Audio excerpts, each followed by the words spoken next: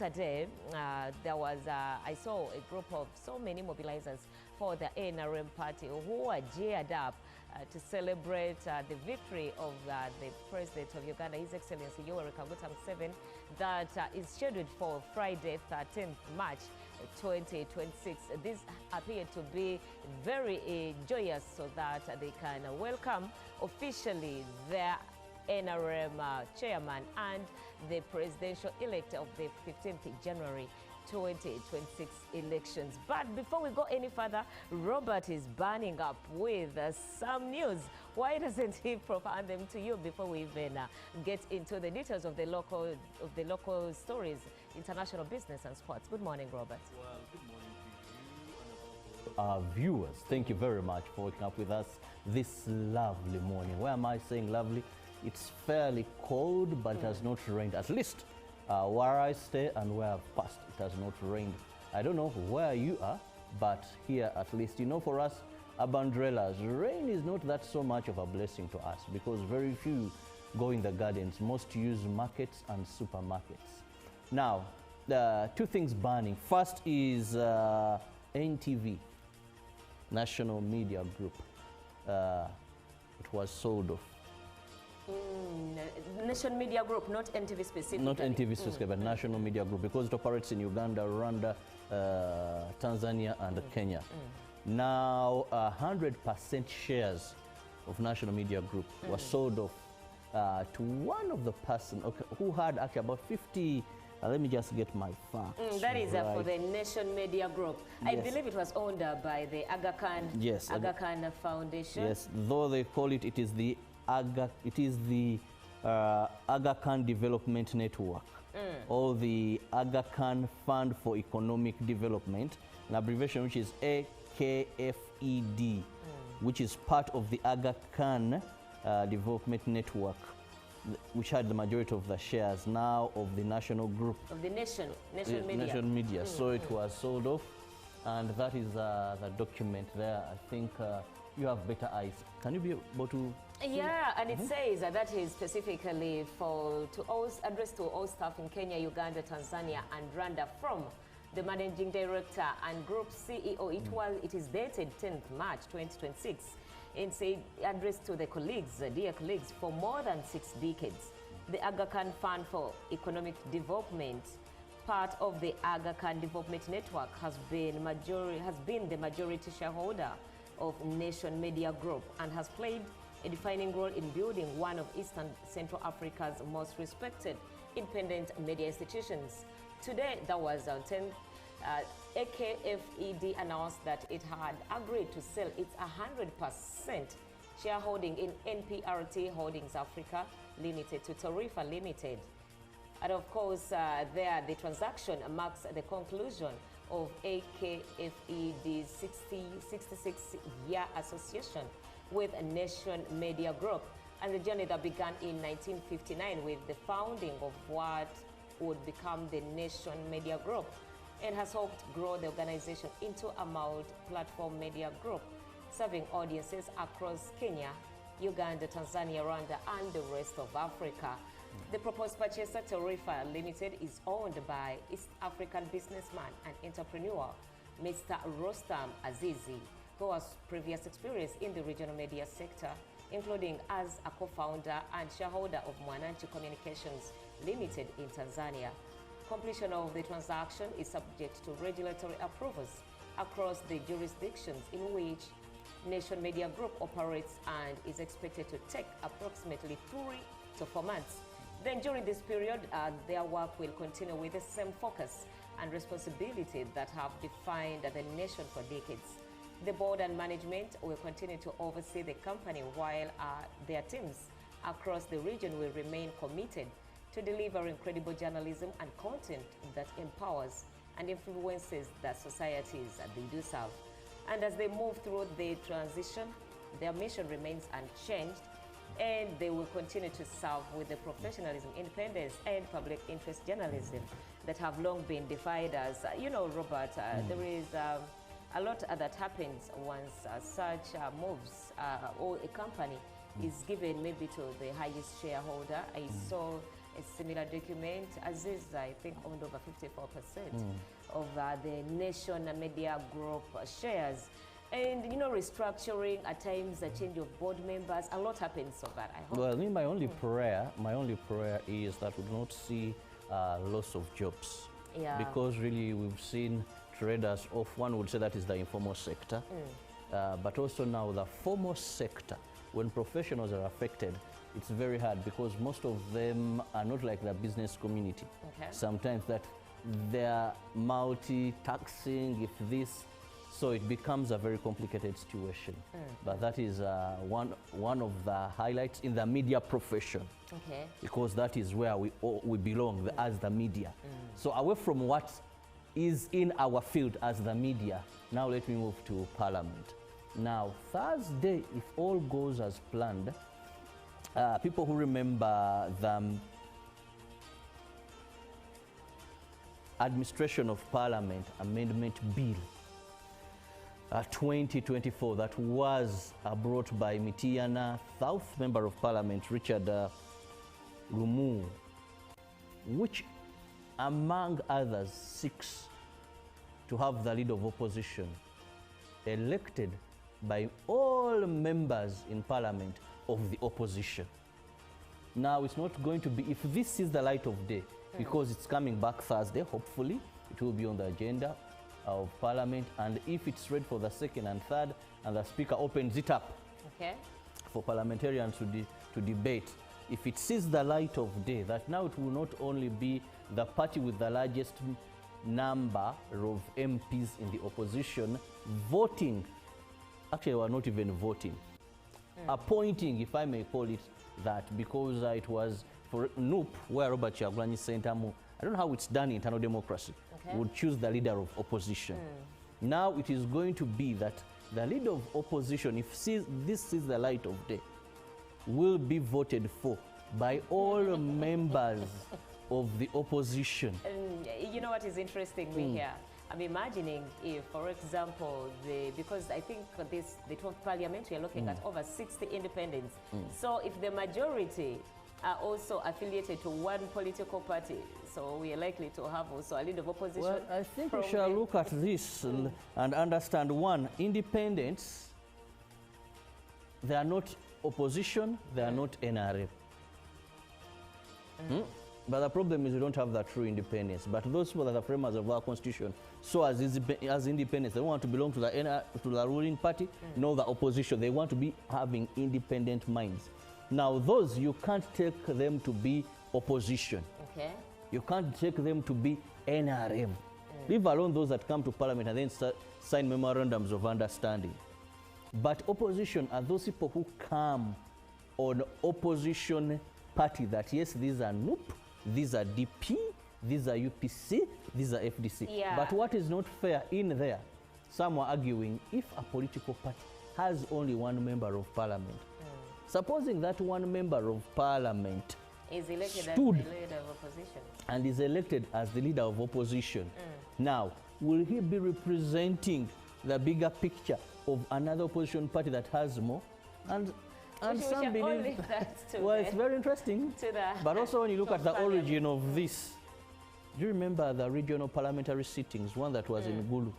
And the others were never So this, if we remember how certain things, the opposition leader and certain things happened there, maybe some believe this was a lesson learned and a solution for. But also still in Parliament, yesterday we saw the Public Accounts Committee interfaced with police, Uganda police officials, and one of the things that they had considered to look at are the findings in the 2024-2025 Auditor General's report, and some of the things they had to answer concerning the 85.50 billion that police has accumulated so far in domestic arrears after failing to pay its contractors and suppliers. Now, something interesting came up while they were at the committee.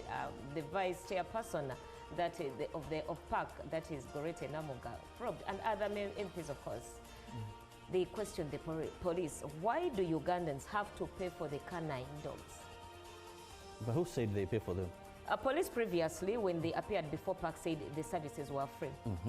But the MPs, the legislators, gave evidence that people from their constituents are always calling them up to assist them with money, 300,000, 200,000 to pay for the services of the canine I think also dogs. sometimes our members of parliament, sometimes, not to belittle them, but I'm just being very honest, I've used canine services about 5 times, I must say, and I've not paid for them.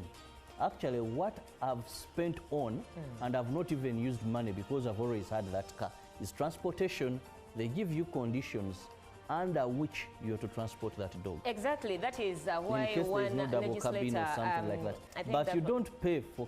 I'm speaking as a Ugandan who has used these services, and I've even recommended other people. In your area, maybe, but if the MPs are from, there was an example of Honorable Herbert Tayewa, Kashonji County, said the residents, his voters, said they pay for the canine dog services. And also there is MP Susan Amero from Amori, that is the Amoria woman MP, also said the same. But the Deputy IGP Ochai also responded. He was also wondering, the services I give out for free, they're why very even? Free. And as a member of parliament, you're supposed to be in the know, you know? Member of parliament, you must be informed that when someone calls and for says... the interest of time, Robert, what are you looking at on the local scene? We shall talk about that later on. Well, let's move on with the local stories, beginning with the Prime Minister of Uganda, Robin Nabbanja, joined the medical workers at Mulago National Referral Hospital to celebrate belated Women's Day. Currently, the hospital offers specialized oncology treatment at Uganda Cancer Institute, cardiology at the Uganda Heart Institute, dialysis, neurosurgery and kidney transplant services, which were largely sought from abroad. The Prime Minister toured some of the specialized units in Mulago and appreciated the facility being offered there. It would have been the services being offered there. She encouraged Ugandans to seek for specialized medical treatment at Mulago National Referral Hospital instead of spending millions of shillings traveling abroad for the same services. Recently, Mulago Hospital received an international certification, making it one of the best recognized health facilities on the globe. However, Nabbanja cautioned them to stop extortion from the poor Ugandans who go to Mulago National Referral Hospital. The colorful ceremony was also attended by the Minister of State for Health in charge of general duties, Anifa Kawoya, Head of Public Service, Ose Nachove, and Permanent Secretary in the Ministry of Health, Dr. Diana Atwine. The Prime Minister, Right Honorable Robin Nabbanja, yesterday met leaders of 11 opposition parties in the country who canvassed support for President Yoweri Museveni during the just concluded presidential elections. The meeting took place at the office of the Prime Minister in Kampala. In the conference hall, the Prime Minister, Robin Nabbanja, flanked by the Minister for General Duties in the office of the Prime Minister, Kasule Lumumba, thanked the opposition parties for being patriotic by supporting President Yoweri Museveni. Nabbanja thanked the opposition parties for forming an alliance to rally behind President Yoweri Museveni in the elections. Isaac Ojok, a member of the Uganda People's Congress National Council, said that they decided to support President Yoweri Museveni because he has transformed Uganda. The president of the Deliberate Vote and the leader of Republic Women and Youth Party, Stella Bila Nambuya, said the president could not be equated to any other candidate in the just concluded presidential elections. The team was led by the chairman of the National Consultative Forum of Uganda, Godfrey Kiwanda Subi. The parties that supported President Yoweri Museveni included Uganda People's Congress, UPC, the Democratic Party, DP, Uganda Patriotic Movement, and Social Democratic Party. The Ministry of ICT Permanent Secretary Dr. Amina Zawede and officials from the ministry appeared before the Public Accounts Committee to answer queries in the Auditor General's report for the year ending 30th June 2025. The Auditor General shows that On utilization of government of Uganda's warrant, the entity received 70.2 billion shillings and spent 69.41 billion, representing an absorption of 98%. The committee members tasked officials to explain why outputs worth 0.8 billion shillings were not implemented. The Permanent Secretary of Ministry of Public Service, Dr. Amina Zawede, said whatever was partially implemented was as a result of insufficient funds.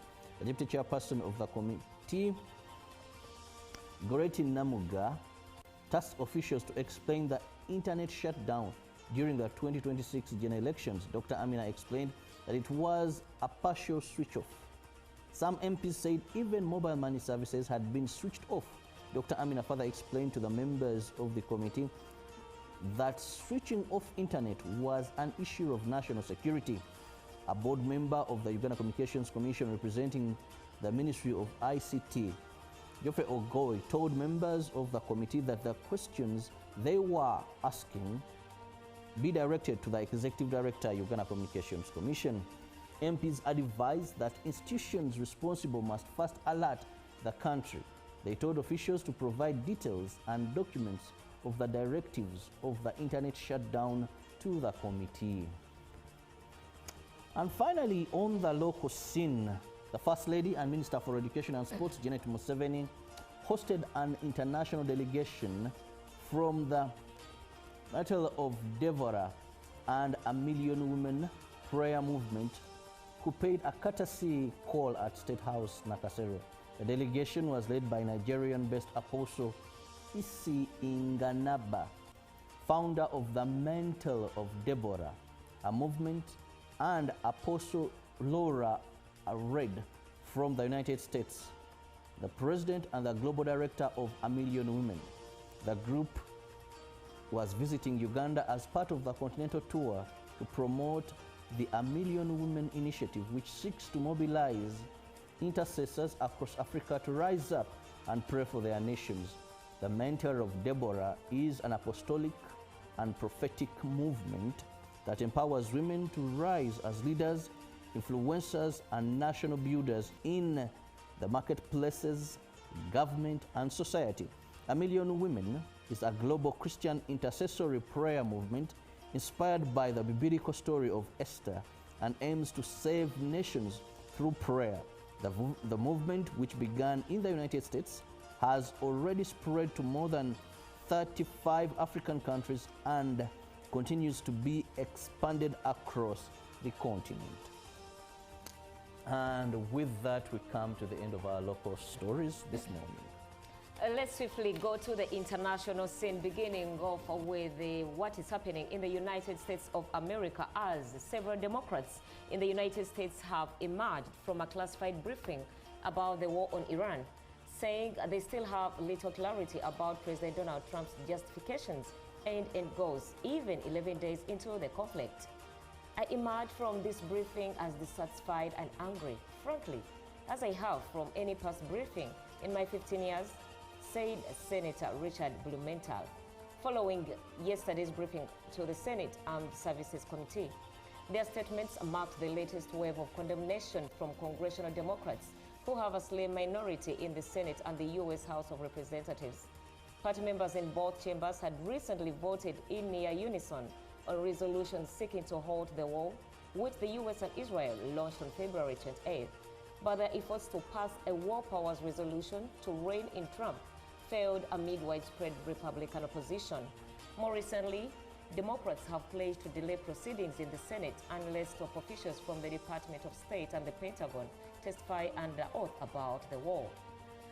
Moving on, the bishop of a small Chaldean Catholic community in the San Diego area has resigned amid charges that he embezzled $270,000 from his parish, Pope Leo XVI announced yesterday. Now, Bishop Emmanuel Shaleta pleaded not guilty on Monday to 16 felony charges, including money laundering, during a hearing attended by many of his supporters. The hearing followed his arrest on Thursday at San Diego International Airport as he was trying to leave the country. and this is according to the San Diego County Sheriff's Office. Shaleta, 69, is accused of embezzling from the St. Peter Chaldean Catholic Cathedral in El Cajon, east of San Diego. Last August, someone from Shaleta's church provided a statement and documentation showing potential embezzlement from the church, the Sheriff's Office said in a news release. The Vatican said in its daily bulletin yesterday that Leo had accepted Shaleta's resignation under the Code of Canon Law for Eastern Rite churches, which allows for the Pope to agree if a bishop asks to step down. It also said Iraqi Cardinal Louis Sacco retired as Patriarch of the Global Chaldean Catholic Church, saying he wishes to pursue prayer, writing, and simple service. But it's unclear if his retirement is connected to Shaleta's case.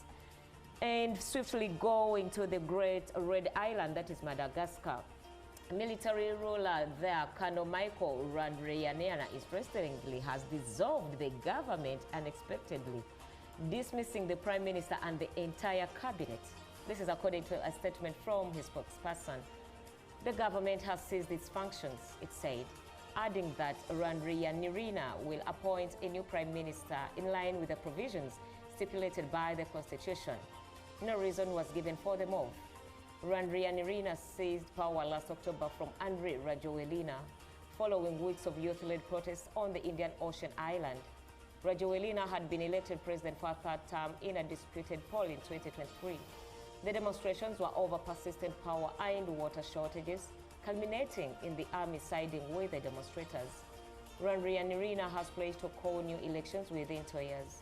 Last December, the regional bloc, the South African Development Community, directed Madagascar's military authorities to submit a roadmap for restoring democracy, including plans for fresh elections by the end of February. But in a surprise on Monday, Randrianirina sacked his entire government and assigned permanent secretaries to run ministries' day-to-day operations until a new cabinet is formed. Robert, let's leave this at that as we head for what the print media has for us this morning. Well, beginning with a new vision, we have funding for 128 parishes blocked by finance. Local government officials protest. Ministries clash over PDM funding. And MK funds to give youth free cash for business. Wow. There's free money there for the youth. Then Museveni restored traditional institutions. Who says, well, the vision has that. UACE, that is Senior 6 results expected on Friday. And Iran to block Gulf oil until US-Israel bombing stop. And Owino traders, that is demand compensation after demolition. Now, moving on to the Daily Monitor this morning, Aga Khan announces sale of National Media Group shares. And how Musokas built home without a loan. How they did it, the Musokas. And new A-level grading system. What entails in that? Now shocking. Bishop sent to High Court over sodomy. Not very good there. And of course, so many stories. What does the lizard have? How many will remain? Here, government to fire lazy absentee medics. Now, the lizard is wondering how many will remain. It seems in his assessment, many of them are lazy. And swiftly moving on to the Citizen, there the biggest headline is TPA explains new fees and their deferral, how Libina Lokumani is redefining effective leadership in port financial management, and revealed reasons behind planned in diamond output, that is about business. There is a health warning, signs you shouldn't dismiss as normal, and why Tanzania needs a new law on education. Swiftly going to the Daily Nation, the headline at the front page is uproar over new NTCA instant fines. Regulator defense system as intended to restore sanity on the road. And Aga Khan sells stake in Nation Media Group. And 6 relatives among 15 killed in Webuye horror truck crash. Whereas beneath the Daily Nation, ODM UDA 2027 election deal on the table as Ruto meets MPs. And now that is it from the press review. We are having our poll question on our X account, that is at UBC TV Uganda. And the question there is, what is your opinion on the proposed bill that seeks to have all opposition members of parliament vote to determine the leader of opposition in parliament? The question is, what is your opinion on the proposed bill that seeks to have all opposition members of parliament vote to determine the leader of opposition in parliament? You can go to our X or Twitter account, that is at UBC TV Uganda, or profile your thoughts on 0709 602592. That is our WhatsApp number. We shall be joined by Vincent Muzinya about the same topic. But for now, let's take a coffee sip and listen in to a song from Sissy Winans saying, "Come, Jesus, come." Good morning. Live from UBC Studios in Kampala, this is Good Morning Uganda.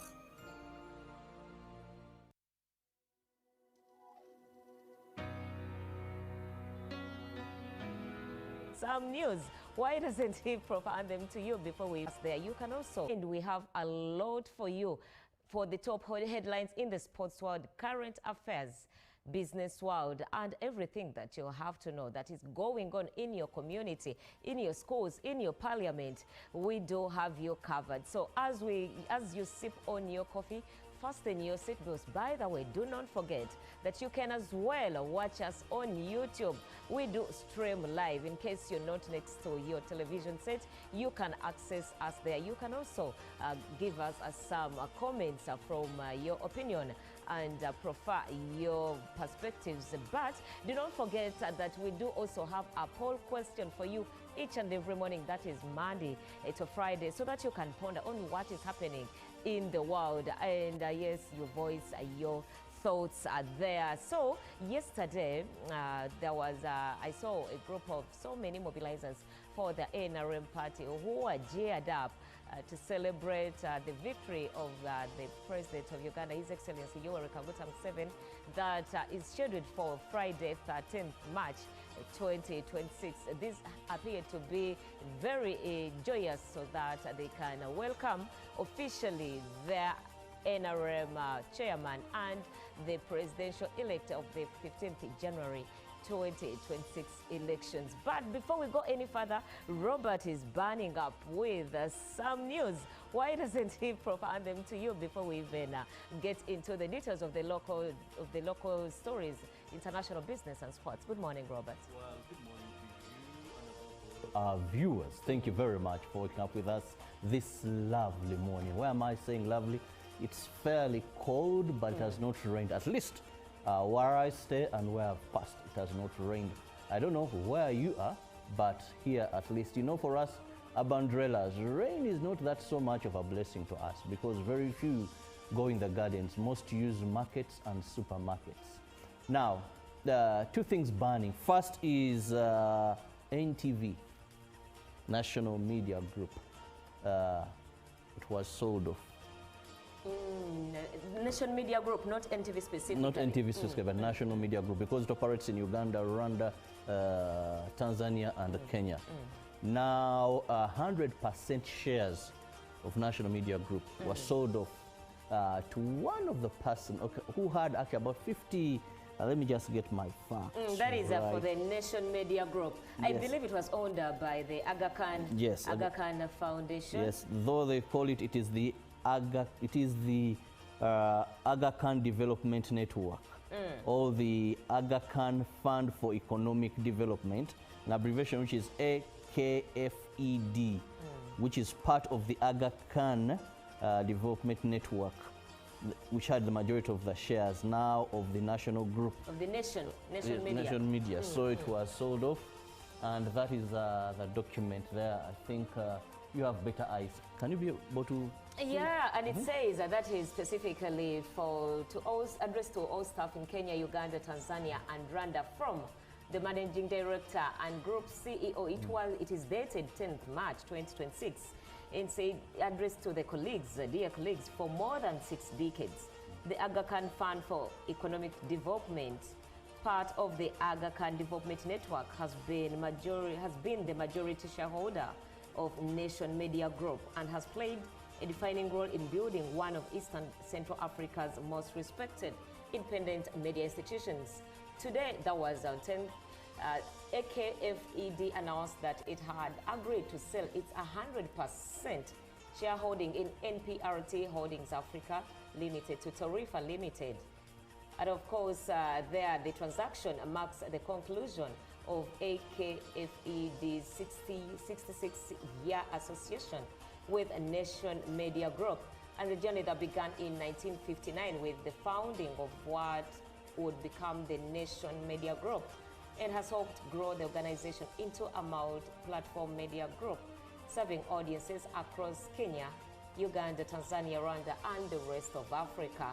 The proposed purchaser, Tarifa Limited, is owned by East African businessman and entrepreneur, Mr. Rostam Azizi, who has previous experience in the regional media sector, including as a co-founder and shareholder of Mwananchi Communications Limited in Tanzania.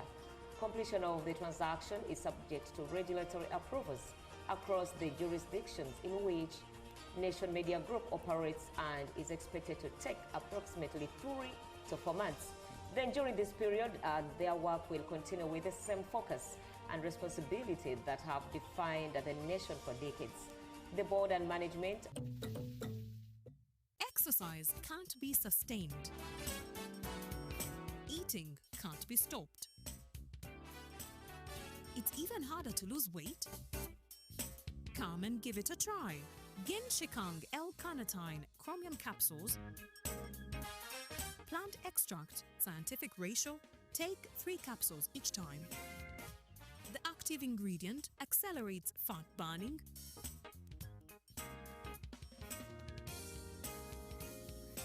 eat twice a day. Don't take a detour. Weight loss starts now.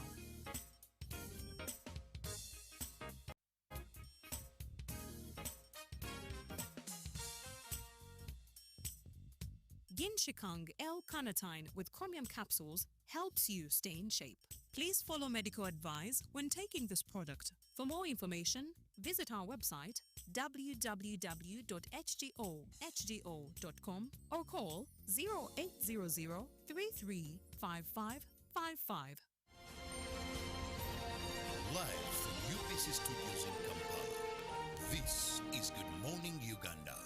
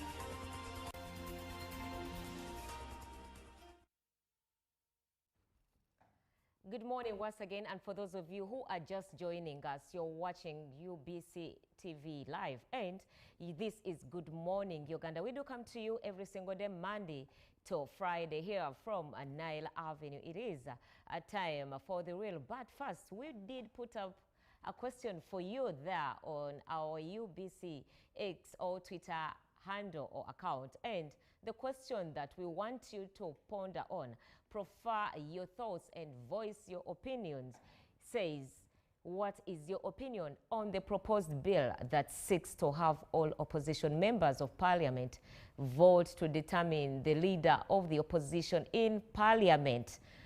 The X handle there is at UBCTV Uganda. You can write your opinion there and we shall read it here live on air. But alternatively, you can engage with us on the WhatsApp number on your screen, which is 0709 602592. Tell us what you think about the proposal to have the leader of opposition elected by all the entire opposition legislators in the 12th Parliament. Just to let you know what is happening about this bill. Now, the 12th Parliament of Uganda is braced for a high-stakes showdown on the 12th of March as the controversial Administration of Parliament Amendment Bill 2024 moves to its third and final reading. Just to remind you a little, if you're just new to this bill, opposition political parties in 2024 rejected proposals in the Administration of Parliament Amendment Bill 2024 that was moved by Mitiana South County Member of Parliament, Honorable Richard Lumo. The bill in 2024 sought to, among others, provide for the election of the leader of the opposition and other positions reserved for the opposition in parliament. The FDC, by then Uganda People's Congress and the Alliance for National Transformation argued that the bill was in bad faith and undermines multi-party democracy and sought to destroy the opposition. Now, the three parties by then presented their proposals to the Committee on Legal and Parliamentary Affairs. That was on Thursday, 10th October 2024. We saw a lot of discussions and arguments going in there that very month. And right about now, it has come back to the floor of Parliament. And today, to discuss, to dissect into this proposal or into this bill, you know, it becomes a law after the president has ascertained to it and signed it off. So it's not yet a law, it is just a bill. Today, we have Vincent Mujinya to help us discuss about this topic. And of course, my partner, as always, Robert Kirabo Nyonyintono. Let me begin with you, Robert. We are having this back to Parliament. Well, first and foremost, this bill has two things. One, its history, that many may not appreciate very well, you know, because it was brought up in the Guru sitting, which we remember very well that this was a staple of regional parliaments, and some members of the opposition and the leader of opposition were against this. They believed this was spending or wasting of the taxpayers' money. Yet, the framers and those believed for pushing the regional parliaments wanted to take parliament closer to the people. And they talked about so many benefits that were attached to that. Now, that alone, its origin in certain people's minds comes in, they believe maybe it didn't come in good faith. Because after having seen how some members of opposition boycotted those sittings, some supported, and there was a bit of not good blood. And guess what? Richard Lumu comes up and brings this.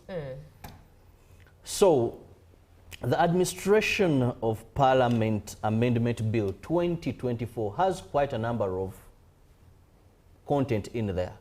But of course, this one comes in as outstanding. And when you listen to his argument in terms of morals and the right English, you see it holds point. Because I'm going to say that he's the leader of opposition. When the leader of opposition is only elected or appointed by the opposition party with majority members in parliament. In terms of English, it doesn't make good sense to me. Because if you're leading the entire opposition,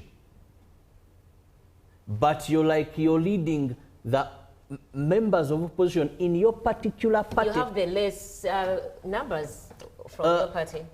No, because the leader of opposition currently comes from the opposition party with the majority of the opposition MPs. members. So it has the privilege to choose. That's why in the previous we had the FDC choose the leader of opposition coming from FDC because they were the majority. Now when NUP came in, of course, was the majority, so it chooses the leader of opposition. Okay. But remember, I have other political parties. We had Asumani Basari in the 11th Parliament. Of course, he was one, Jema. You have UPC, you have DP, we had Bedi Wanika. You have ANT. You have ANT, the other political parties. So this only one political party which has come with the majority, choosing their leader as that political party, and then we make him as the leader of all opposition parties.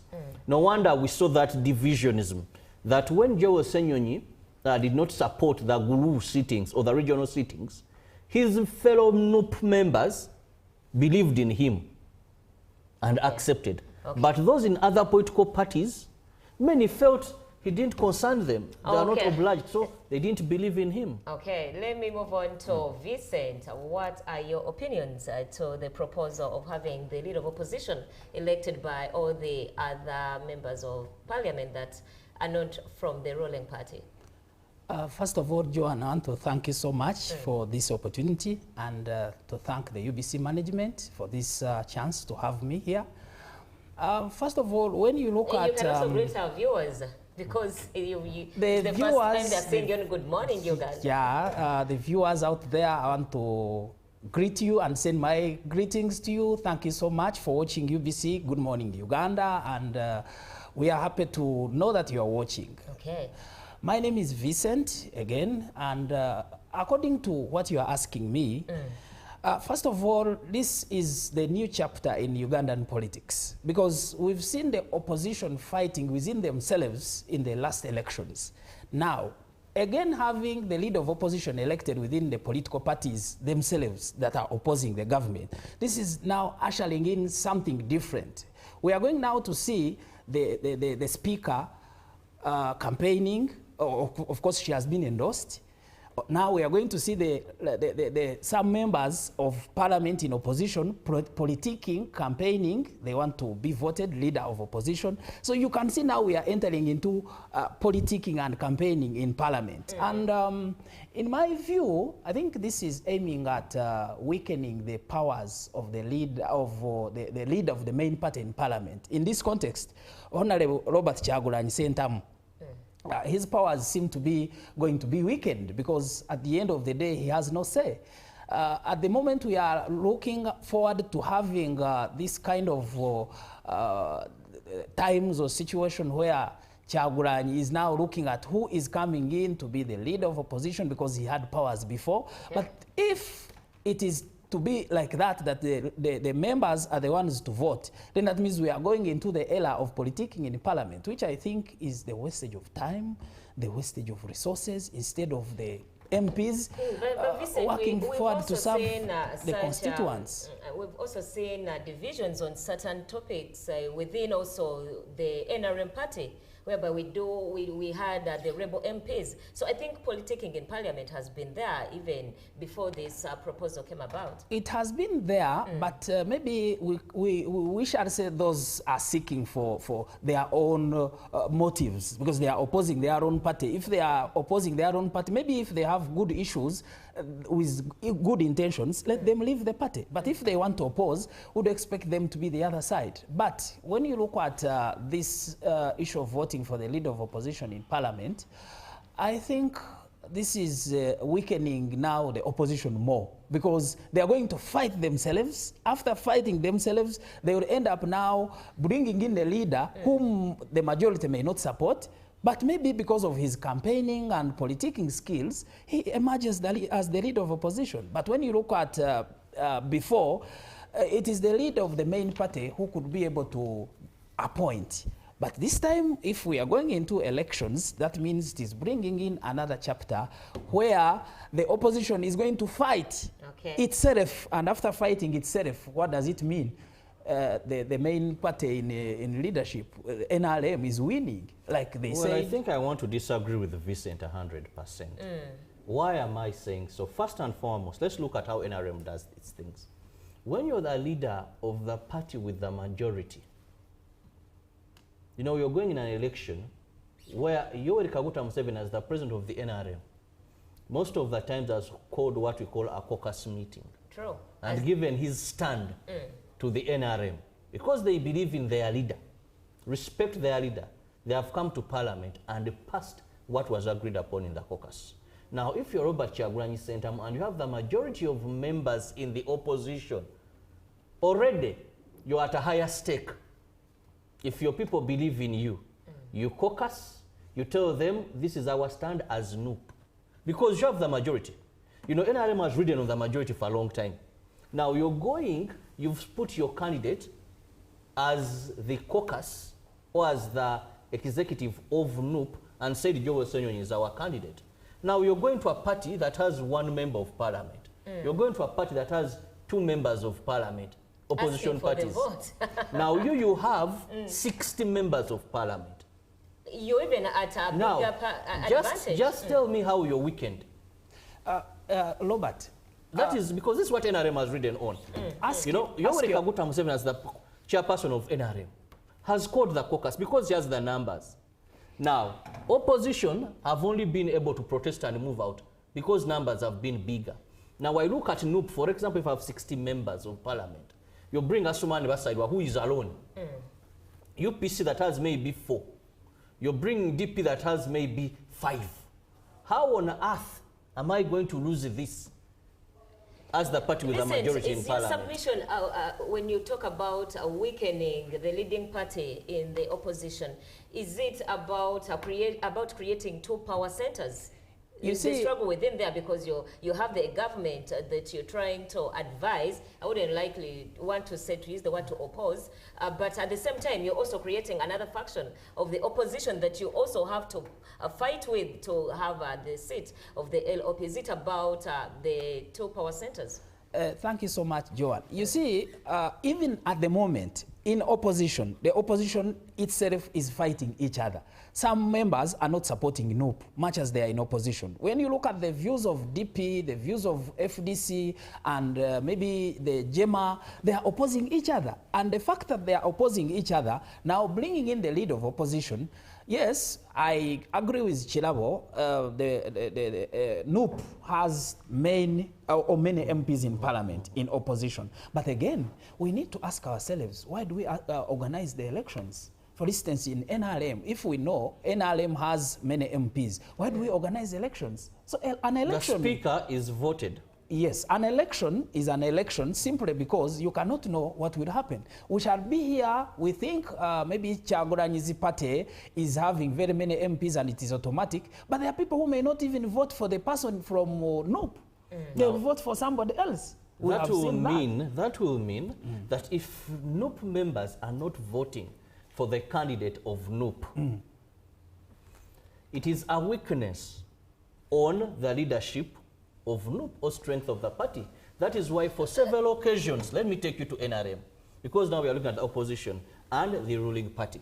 At no time, I want to remember, I don't want to bring the controversial bills that we've been having, age limit and all that. At no time as the caucus concluded on a position, however risky it is even for the NRM MPs in their constituencies, that they have come and done otherwise. Second, to me, I believe a leader of opposition that has been elected by all members of the opposition has more authority over them than one who has been elected by just a single party. Because look, I believe if we are not, what is for us, we must be part of it. If I'm voted by only my political party because it has the majority in parliament, I wouldn't feel very comfortable talking to a UPC as their leader. But if I'm voted by UPC, DP, and all other opposition parties as their leader, as the leader of opposition, one, I hold more power. But the voters did not vote for your party as the favorite after the ruling. We are not looking, what we've been having has been the leader of the party with the majority opposition members of parliament being the lead at the same time. Other parties are okay to elect their chairperson or the leader of them. Joel Sonyenyi currently, in good English, I would refer to him as the leader of the party with the majority of members in parliament.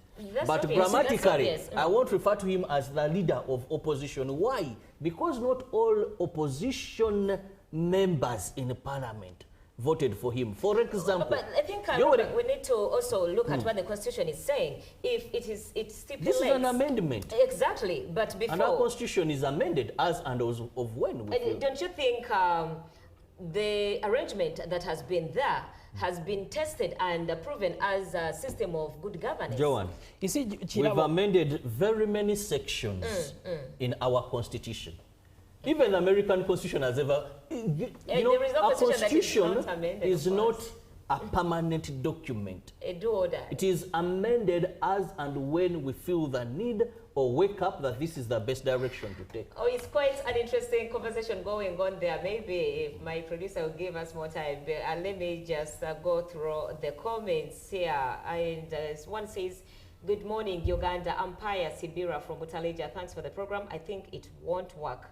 Hi, JJ. Thanks for the show. This is teacher Igalagwa Edward from Buyende district. I think this is unfair. Let those with the biggest number of members in the parliament elect their opposition leader as it has been.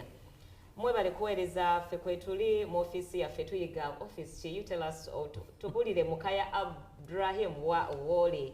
Hello, Mr. Mugisha. I don't know who is Mr. Mugisha here. Good morning, Uganda. I totally disagree with this bill. It's really having a hidden agenda of weakening opposition parties, mainly the strongest one, Edison Mohanji in Tebe, and another one coming in. But seriously, I think it's a great move because opposition leader should lead all oppositions, not majority opposition. It shall as well bring unity in the opposition. For now, those are the comments that have come in. And those of you who are on X or Twitter, you can still go there. The question is still there. The opinion poll is still there so that you can profile your thoughts about what we are discussing. So, Vincent, once in case this bill turns into a law, do you think there is going to be a lot of money in the political play area, even within the parliament? Because we've seen it in these other general elections in the constituents. Definitely, it is going to be a play of cash and exchange of the goodies because... What makes you say so? One, when you look at some of the opposition MPs, they don't support the leader of opposition at the moment. Now, some of these MPs in opposition political parties are not supporting the main political party, which is NUP. So what does it mean? It means that, like I said at the beginning, they are going to weaken this main opposition party, that at the end of the day, these other MPs now will find themselves voting for, maybe others may not vote. The other term, we saw some of the members of parliament not voting, but what about this time when opposition is fighting? Chilabo was saying that, yes, NUP has very many members. It stands out to take this, but when you hear what Honorable Lumu in his bill, he says, yes, the leader of opposition at the moment is not leading all of us. He's like, how does a person lead the people who don't subscribe or who don't agree with him? We need a leader who is voted by the members of parliament in opposition, that they are able to subscribe to him, they are able to be loyal to him, because there is no loyalty at the moment. The opposition is divided. NUP is claiming, yes, it is the main opposition party, but again we have FDC, they are opposing each other. So the opposition within opposition now makes this bill kind of, may I use the word irrelevant, may I use the word wasting the time for constituents or the Ugandans who are waiting for their MPs to serve them. I love the fact that you've used the divisions. One, the fear that my brother has and many out there, that this may weaken the opposition. I want to lay their fears that they shouldn't be worried. Okay. Now, what is going to happen?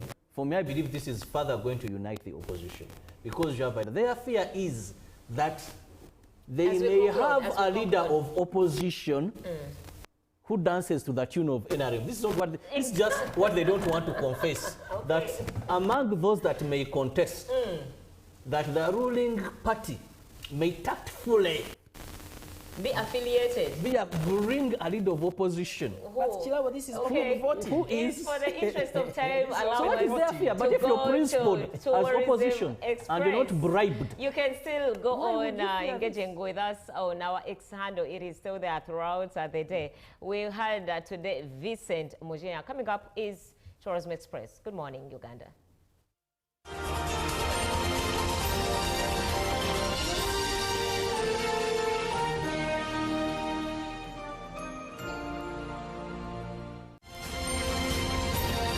Live from UBC Studios in Kampala, this is Good Morning Uganda. Peak of the day on UBC. Every Wednesday, 10 p.m. on your public broadcaster.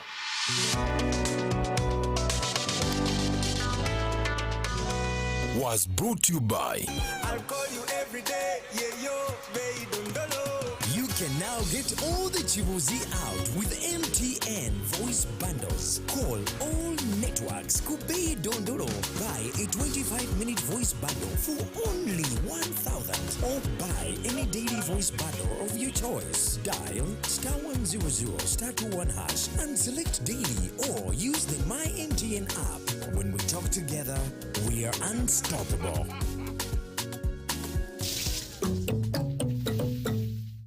Exercise can't be sustained.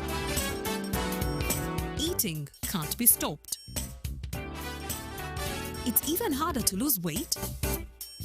Come and give it a try. Ginshikang L-carnitine chromium capsules. Plant extract, scientific ratio. Take 3 capsules each time. The active ingredient accelerates fat burning,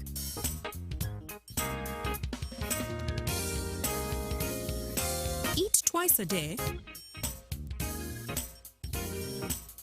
Don't take a detour. Weight loss starts now.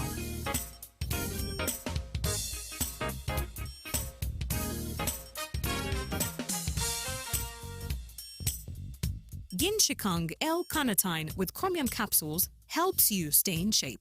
Please follow medical advice when taking this product. For more information, visit our website www.hgo.com or call 0800 335555.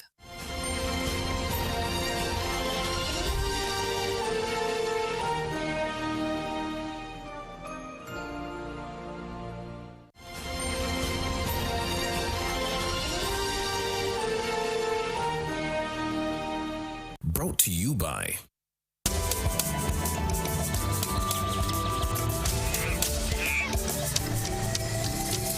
Uniquely Ours. Explore Uganda.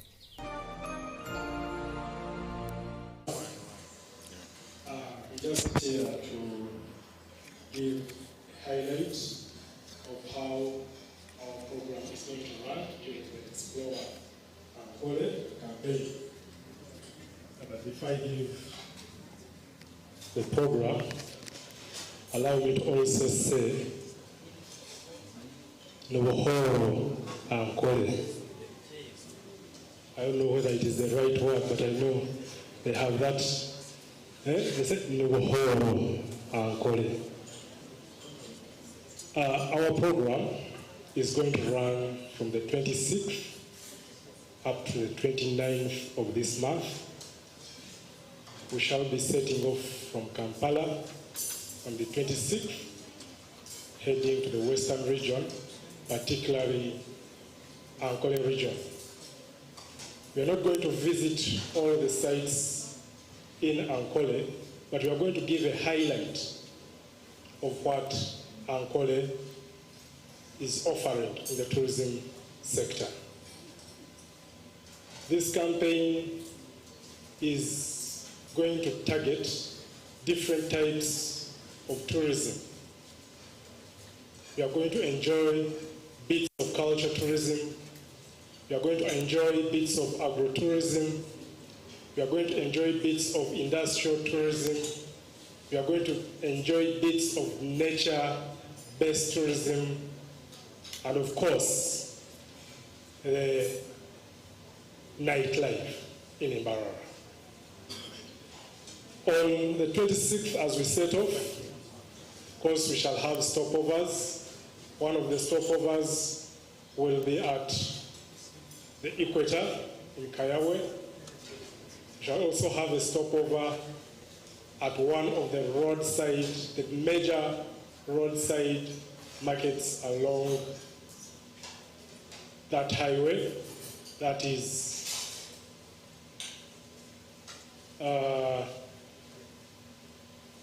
after having a break, then we continue to Mbarara, where we shall have to spend a night on the 26th.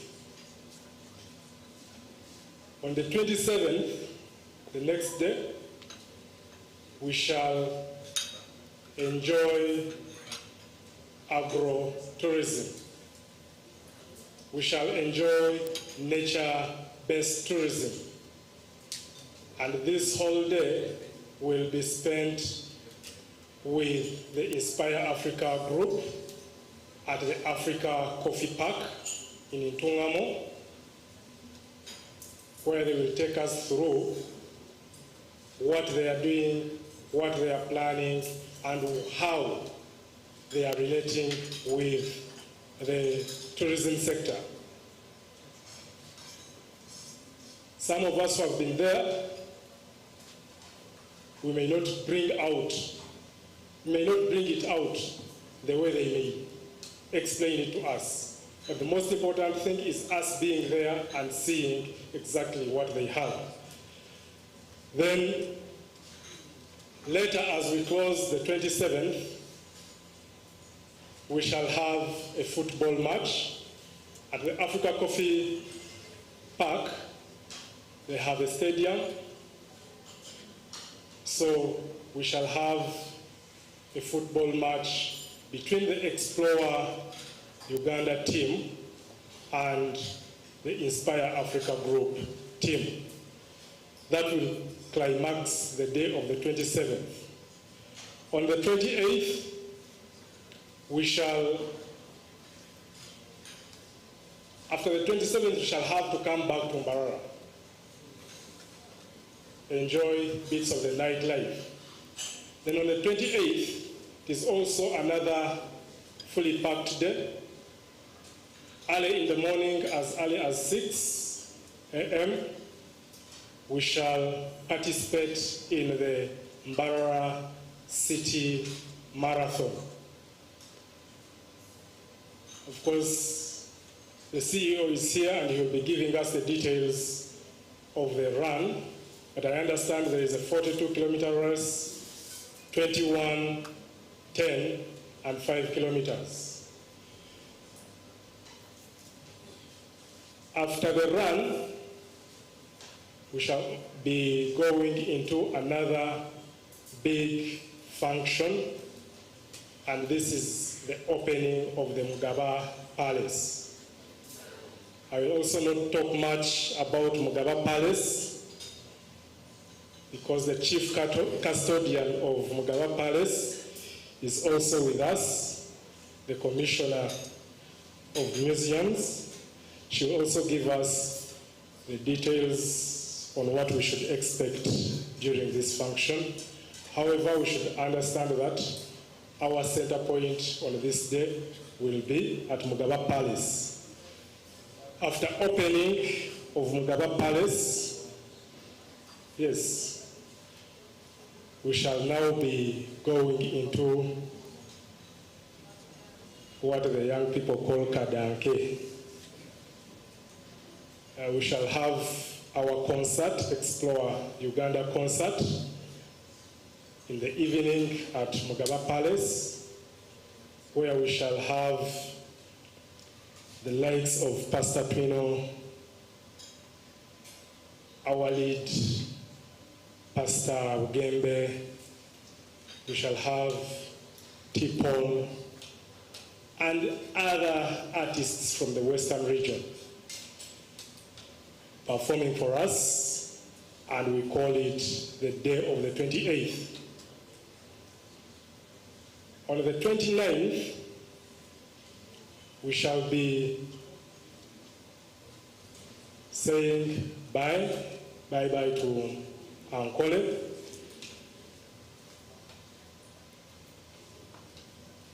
On this day, we have 3 places to visit.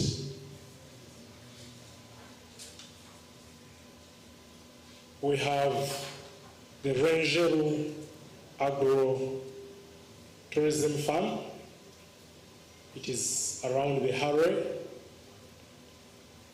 We have Lato Milk Factory. It is around Koranoria. I think that is after Makenke.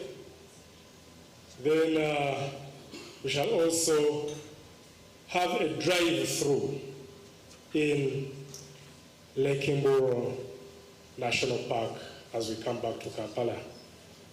That is briefly how our program will run. And the other details of what we should be expecting, I think we have representatives of these sites. They will be giving us the details. Thank you, MC, and we welcome all of you to be part of the Explore Ankole campaign.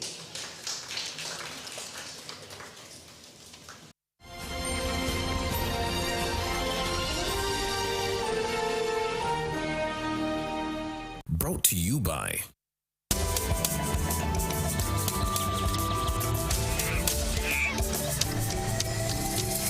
Uniquely Ours. Explore Uganda.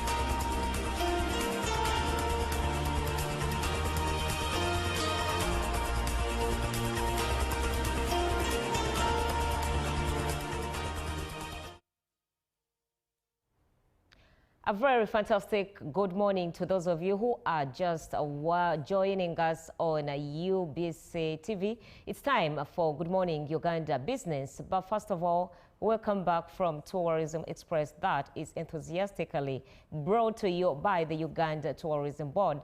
It is now time for our economic press, and we are starting off with a master plan that is from the Ministry of Kampala Metropolitan Affairs that has handed over several road construction sites to contractors under the Greater Kampala Metropolitan Area Master Plan, in a move aimed at easing congestion along Entebbe Road and boosting business activity around Kampala. The projects include the upgrade of Seguko Nalumunye Road, Bandwe Chinawa Road, Chengera Road, and Seguko Link Road by China Civil Engineering Construction Company, while the Namlanda Way Kajansi Road will be handled by China Wui Construction Company Limited, and Kayunga Senge Kawanda Road by Boch Uganda Limited and Neuro Construction Company Limited. Now, the officials say the upgrades are expected to ease the movement of goods and services while lowering transport costs for businesses operating in and around the capital. Let's have a look at this report.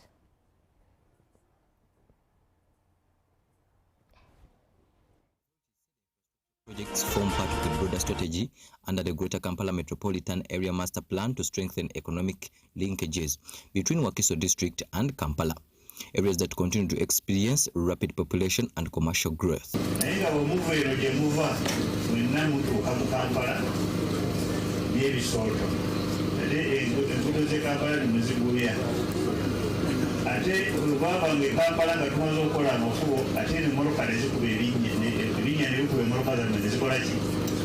The initiative was spearheaded by the President, Yoweri Kaguta Museveni, who has consistently emphasized the need for strategic infrastructure development to support urban expansion and stimulate private sector investment around the capital.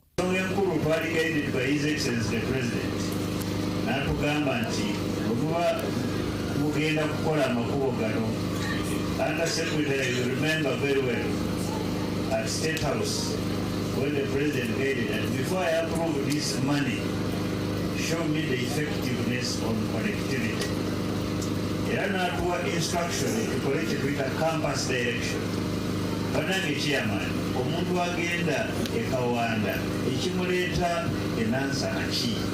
The Undersecretary at the Ministry of Kampala Metropolitan Affairs called for cooperation among leaders and stakeholders to ensure timely implementation of the projects, noting that improved road infrastructure plays a key role in attracting investment and supporting businesses operating around the metropolitan area. As the contractors do their work, we should be able to see that. You, our contractors, as government, in some sites, we are realizing that you are not handling our staff, our people well. And we are telling our labor officers to wake up and go and see how the workers are being handled.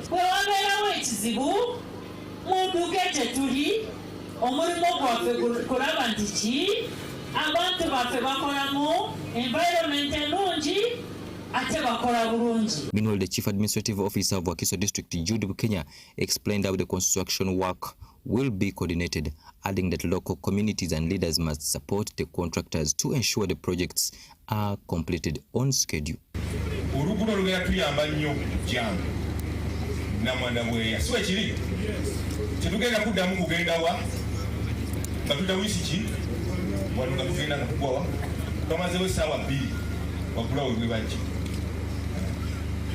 So twebaza nti ne engineer ne group abasalawo batulugulo mukulashi tutekebwa mu program.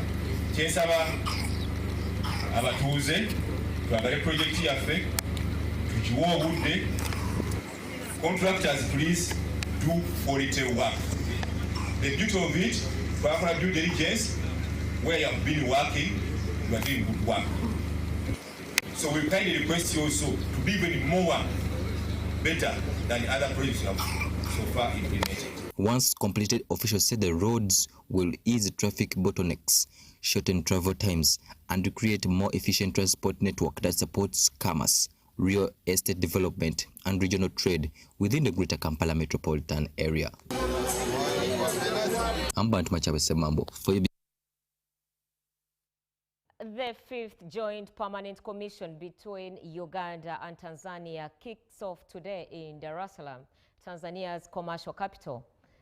The high-level meeting brings together senior government officials and diplomats from the two countries to review progress on existing bilateral agreements and explore new areas of cooperation aimed at boosting trade, investment, and regional integration.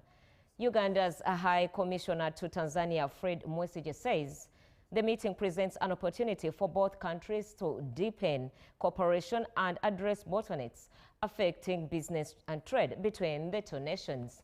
Let's have a look at the report. What makes me uncomfortable a bit is that our trade is not as we would like to be. That's the biggest thing.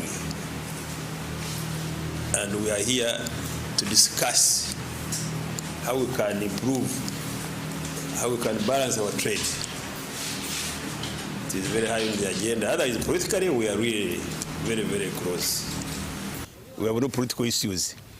But when it comes to trade together, we are not happy with with imbalance, and the discussions to solve the imbalance between the two countries should continue. This is not the first time, and this is not going to be the last time. So we should continue discussing this imbalance, because now the favor, the exports from Uganda to Tanzania are very few, but Tanzania exports more to Uganda. Tanzania is undertaking the standard gauge railway, the electrified SGR, to the port of Mwanza, and then they have also built a number of vessels that will be taking some of our goods to Port Bell, to Bukasa. This will reduce our transport costs by almost 40%. The road network, the power transmission lines, all the interconnectivity of the transboundary projects remain critical for us as a land-locked country. So we look forward to working together under this framework to enhance that cooperation, especially in the infrastructure development, transboundary projects. We also are looking at cooperation in aviation services,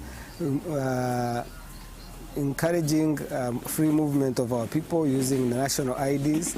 We have issues that we need to discuss. This include our sugar exports, our steel exports, our pharmaceutical exports to the United Republic of Tanzania.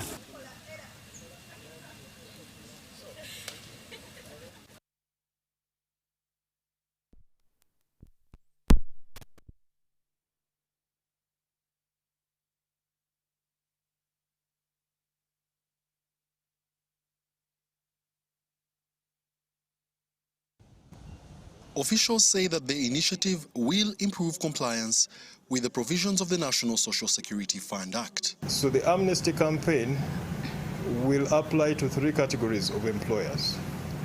The first category are those who have arrears of contributions. The second category are those who we have audited.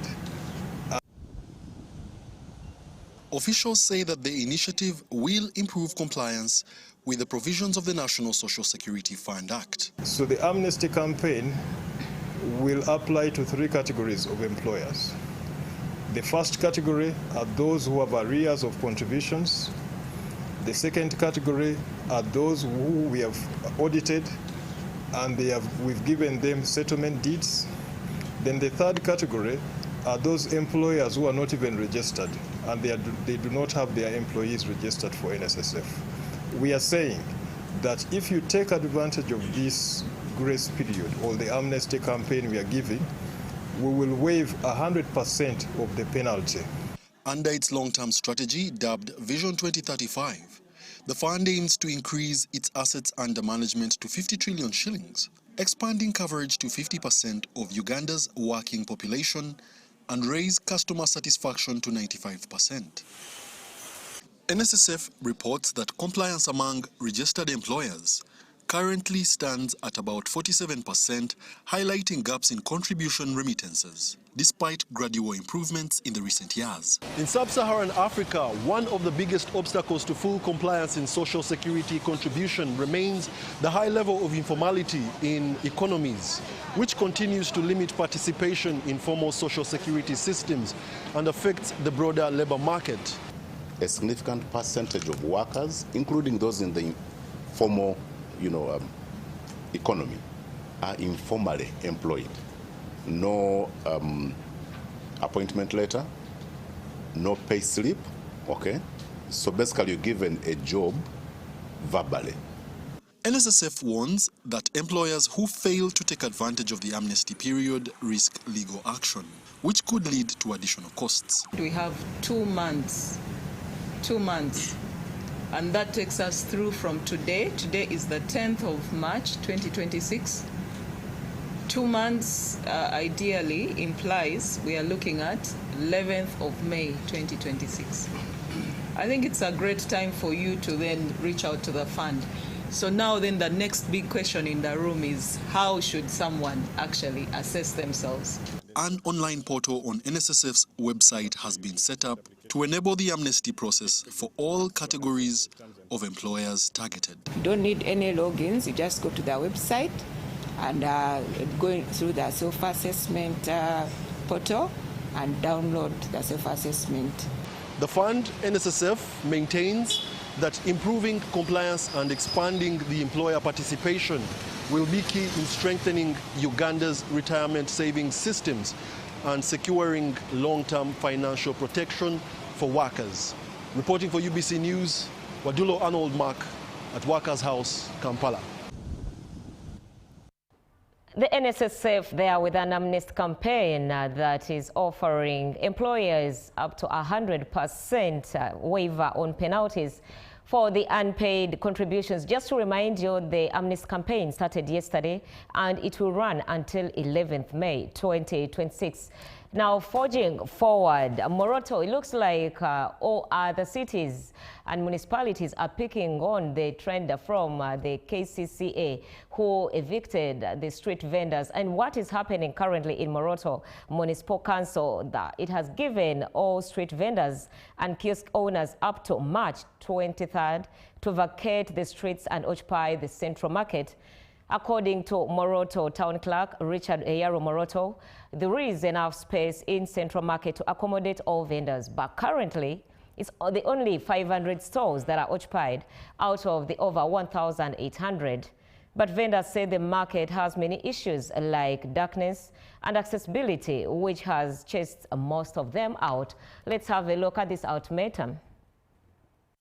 Morocco Central Market was constructed under the Markets and Agriculture Trade Improvement Program and funded by Arab Bank of Economic Development in Africa at a cost of 24 billion shillings. Only the horticulture section is fairly occupied but still mixed with general merchandise. A multi-purpose market was occupied in March 2022, but to date it is underutilized with sections like produce, cereals, restaurants, photo studio, electronics and general merchandise empty. Daycare and clinic section are occupied by Bethany Nursery School, but the bank and office spaces are empty. Some vendors occupy part of the walkways in the market, while others are on the streets. Others operate in containers next to the central market. Moving all the kiosks within the radius of 20 meters. All the kiosks within the radius of 20 meters of the market. We're also going to remove these people who are selling fresh product like mangoes, fene. Moroto Municipal Council wants street and vendors to operate in the central market. Notice last week on Friday, which was 6th of March to 20th of March 2026. So effective 23rd of March, which is a Monday. No vendor should be able to blame both the army and police to ensure that this exercise is concluded. There is enough space in the central market, but out of the 1,800 stalls, only 500 are occupied. Giving them first come, first serve. We are opening all those lockups which are locked. Whether externally or internally, we are opening them for whoever wants. Vendors explain why vendors operate outside the stalls. Outside, the customers are not there. So now what about here? But when we enter inside there, the customers are not there. Are lacking access points to the lockups. There are few access points to the shops. That's why I find that in areas like, for instance, produce and cereals, vendors who are first allocated there, they had to evacuate those areas and go to areas which are having access. We have seen that one at the gate opposite the church. Moroto Municipal Council collects only 4 million shillings every month, but spends over 10 million shillings every month due to underutilization of spaces at the central market. The highest we collect from that market is 4.9 million. Let's look at the forex rates as they stand. From Bank of Uganda, that was by yesterday. The US dollar bought at 3,700.00 and sold at 3,710.00. By midday, the dollar buying rate is was 3,697.05 and sold at 3,707.05. By close of business and currently buying at 3,699.59 and selling at 3,709.59. The Great British Pound is buying at 4,976.68 and selling at 4,991.62, whereas the euro is buying at 4,306.32 and selling at 4,318.70. The Kenyan shilling is buying at 28.62 and selling at 28.74, as the Tanzanian shilling is buying off at 1.41 and selling at 1.44, and the South African rand is buying at 227.13 and selling at 227.85. You can check out the rates as they come in from Bank of Uganda. Now we have a special birthday shout outs to our youth chaplain, Reverend Father Arnold Ochang. We celebrate you this day and the fact that you are brought into this world. The good Lord that has enabled you give us the Jesus Christ news that we do thrive on each and every day, enriches our lives spiritually. May you be able to carry henceforward the good work you're doing for the Lord.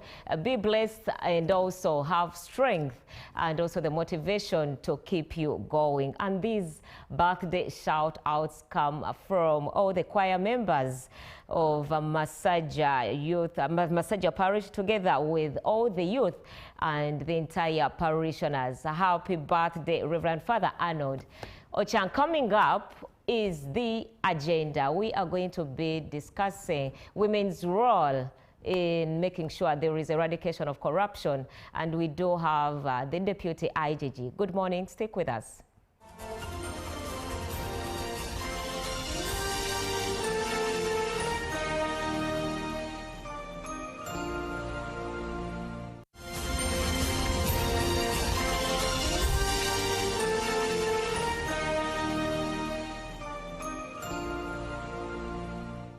Of the day on UBC. Every Wednesday, 10 p.m. on your public broadcaster.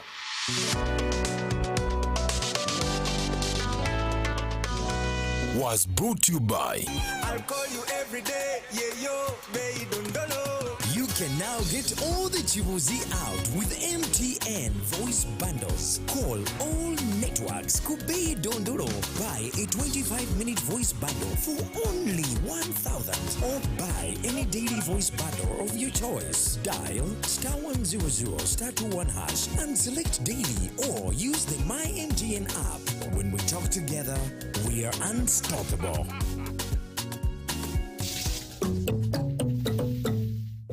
Exercise can't be sustained. Eating can't be stopped. It's even harder to lose weight.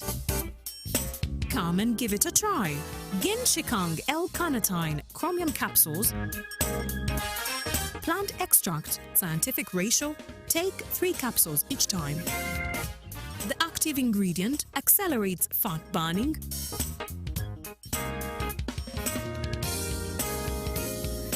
eat twice a day, don't take a detour.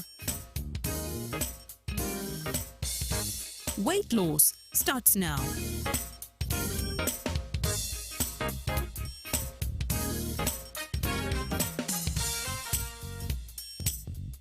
Genshikang L-carnitine with chromium capsules helps you stay in shape.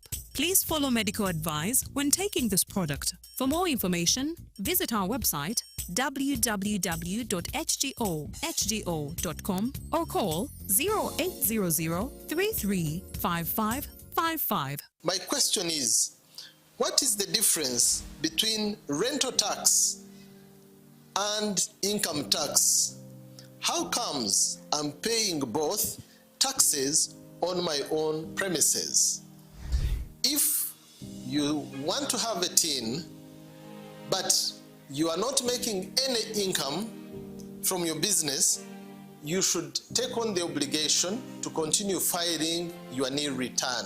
Commissioner General, to invest in taxation. When people understand taxes and they know the importance of taxes and they know the fair assessment of these taxes they're supposed to pay, I think everybody will embrace taxation. As banning groupage cargo, clearance protects small traders who cannot afford to import full container loads.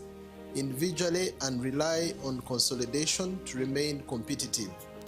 Cargo to come in groupage is consolidation, it's legitimate, and we can't ban it. What we have banned, or what we have stopped, is the use of container leaders. Now, Fiona, the good news I have for you is that among the new tax proposals, now you can get direct answers. Send your tax-related questions via WhatsApp or SMS to 0790-141-887, and the Commissioner General of URA, John Musinguzi, will personally address them. Tune in to UBC News Tonight every Monday and Wednesday for expert insights and clear explanations. Buza Commissioner. Every Wednesday, live in our studios in the heart of Kampala. We have to change the political culture in this country, really. Who has bewitched Ugandans? I want to assure you, as government, we shall do whatever it takes to ensure that Ugandans are safe. We have conversations that have analysis, explanation. This law society, this union of theirs, because they want a job everywhere, they want to be this, they want to be that, they want... No. We know it's a union. You cannot be making a road, bitumen grade 1, in Congo for 5 billion. But not every truth is fact, and not every fact is truth. The argument that the General Court Martial is responsible for peace and stability is without basis, either in law or in fact. We have been told how Napoleon was a great orator. Now, Napoleon cannot help me get food. They told me combine harvesters in Saskatchewan. I don't know where Saskatchewan is. This is a geography we're taught. Instead of teaching me how to preserve Mabera forest, they're teaching me about Rhineland. This is a problem we got. We cannot run away from it. Right now, you hear very disgusting stories of members of parliament. Instead of discussing the details of loans, they ask for their cuts. Every Wednesday, 10 p.m. on your public broadcaster.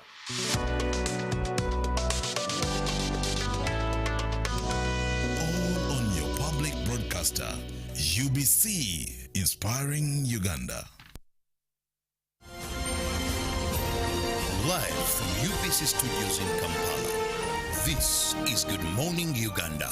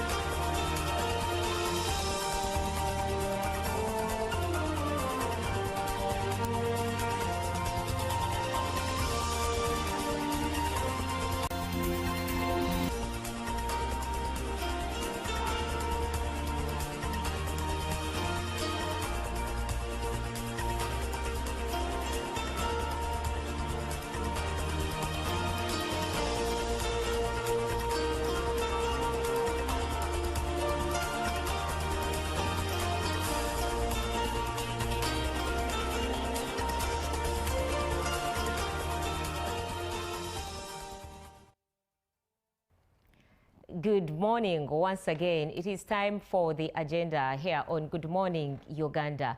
We are still in the Women's Month, and the theme for this year is Give and Take. Yesterday we looked at engineers.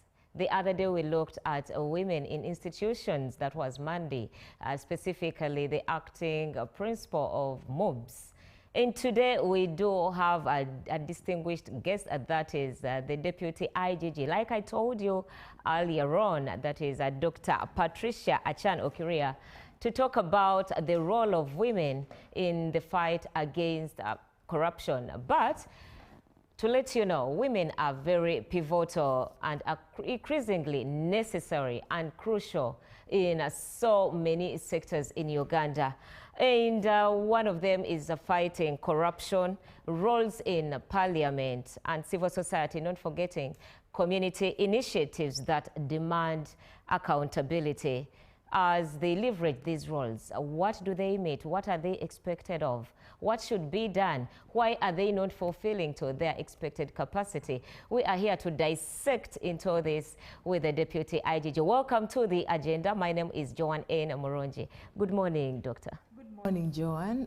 Good morning, listeners. I'm very happy to be part of this conversation when we discuss women in leadership, women and their role in the fight against corruption, remembering that we are still in the month of women, commemorating the International Women's Day. Thank you very much. And a happy belated Women's Day to you. Thank you very much, Joanne. Okay. I enjoyed the day. It's a time basically to reflect on where we have come from, where we are, and where we are going as women. Yes. Okay. Did you celebrate the women in the inspectorate? Yes, we did. How did you do it? Well, by sending messages, hugs, greetings.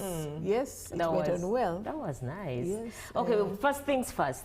Let's look at the role of the IGG and the Inspectorate of Government as a whole in eradicating poverty. The fact that it is led by a woman. Well, when you look at the Inspectorate of Government, our mandate is quite broad from the Constitution of the Republic of Uganda.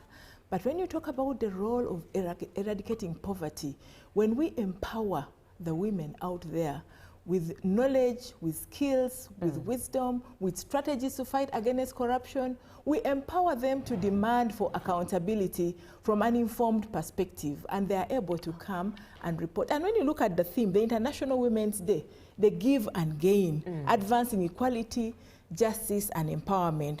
When we have intentional actions to support the women, we emphasize that when we give, when we invest in the women, then everyone will benefit through growth, everyone will benefit through their creativity, everyone will benefit through the innovation by women, and everyone will benefit from the resilience. So when we give to the women will give back, and the country will gain.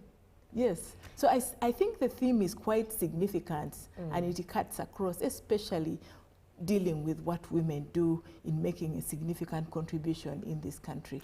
Okay, yes. Speaking of the fight against corruption, how safe are the women who whistleblow to the Inspectorate of Government in case of any corruption cases? Well, as the Inspectorate of Government, we've always encouraged women to report cases, and even the rest of the citizens, because we know that women multitask. Women are ready to dare where others do not dare. Women are full of courage and resilience. So we encourage them to report cases against corruption. How do we protect the whistleblowers? We have got a Whistleblower Protection Act, and which law, the spirit behind the law is to encourage people to report impropriety, not only women. We encourage everybody to report acts of corruption, because corruption is like a cancer in this country. If we are to wipe it out, we've got to come up with new strategies of dealing with it. And we have seen the involvement of women in the countryside. We have got the community monitoring groups at the grassroots, especially in refugee hosting communities, where we see the women coming up with courage in training others, in reporting cases, in giving us information. Women are very good at information sharing. So when we came up with an information sharing strategy to aid the community monitoring groups, we see women are the majority. Women are the ones coming out to participate. When you organize a focus group, it is women putting up their hands to say something, to contribute and participate, especially in coming up with solutions to the country's problems. Okay. Yes. Dr. Patricia, from your opinion and from what is going on in the Inspectorate of Government, do you think women have been empowered enough or are confident enough to take over even positions of magnitude like yours, the Deputy IGG? When you look at the Inspectorate of Government at the moment, the IGG, the Inspector General of Government, by the way, she sends her greetings to you listeners.